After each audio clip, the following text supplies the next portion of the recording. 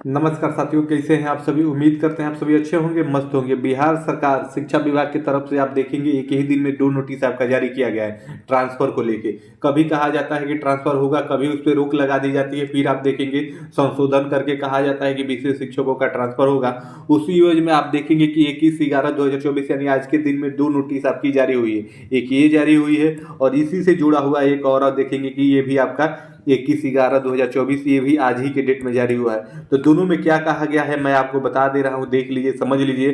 Transfer से जुड़े हुए जो भी हमारे शिक्षक साथी हैं, तो आप देखेंगे कि संचिका संख्या यहाँ पे आपका नंबर है, विभागीय संकल्प संख्या आप देखेंगे कि 1729 दिनांक 7/10/2014 द्वारा प्रख्यातित शिक्षकों के स्थानांतरण पदस्थापन नीति राज्य सरकार द्वारा रद्द करने संबंधित निर्णय के आलोक में शिक्षकों के स्थानांतरण हेतु ई शिक्षा कोष पोर्टल पर प्राप्त आवेदनों में संप्राप्ति विचार नहीं किया जाएगा।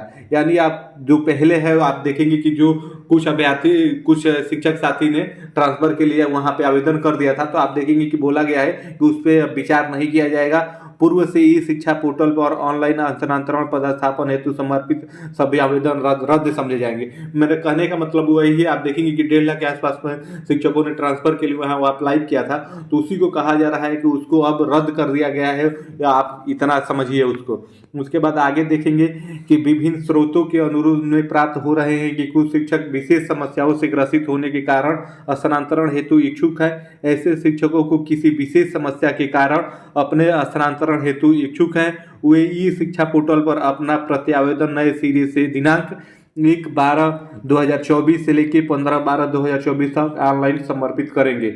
यानी यहाँ पे देखेंगे एक विशेष समस्या बताई गई है। यहाँ पे देखेंगे कि विशेष समस्या की श्रेणी में क्या क्या आता है, उन्हीं शिक्षकों का आप ट्रांसफर होगा।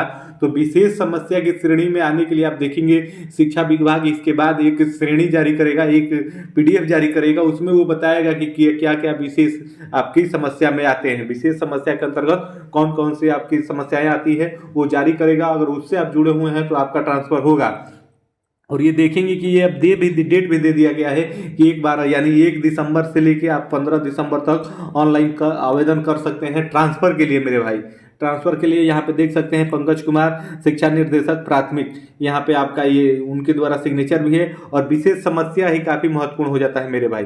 विशेष समस्या में आखिर क्या आता है इसका आप देखेंगे, आपका आयोग शिक्षा विभाग ही इसका क्लियर करेगा कि विशेष समस्या वो किसको किसको मान रहा है।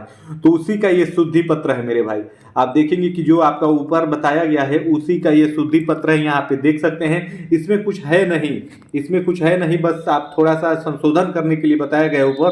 तो आप देखेंगे कि इसमें यही बताया गया है कि दिनांक 21/11/2024 को द्वितीय पंक्ति में अंकित संकल्प संख्या 1729 दिनांक 7/10/2014 के स्थान पर संकल्प संख्या 1729 दिनांक 7/10/2024 पढ़ा जाए। अर्थात कहने का मतलब यह है कि ऊपर वाला आप देखेंगे कि उसमें आपका बस संशोधन करने के लिए कहा गया है। इसकी दूसरी लाइन आप देखेंगे तो दूसरी लाइन में आप देखेंगे कि यहाँ पे 7/10/2000 आपका 14 है, तो इसी को आप देखेंगे कि 2024 करने के लिए वो शुद्धि पत्र आपका जारी हुआ है। तो यही है आपका, देखेंगे कि फिर से आपके आवेदन लिए जाएंगे 1 दिसंबर से आपके 15 दिसंबर के बीच में स्थानांतरण के लिए। और उसमें एक विशेष शिक्षकों का स्थानांतरण होगा।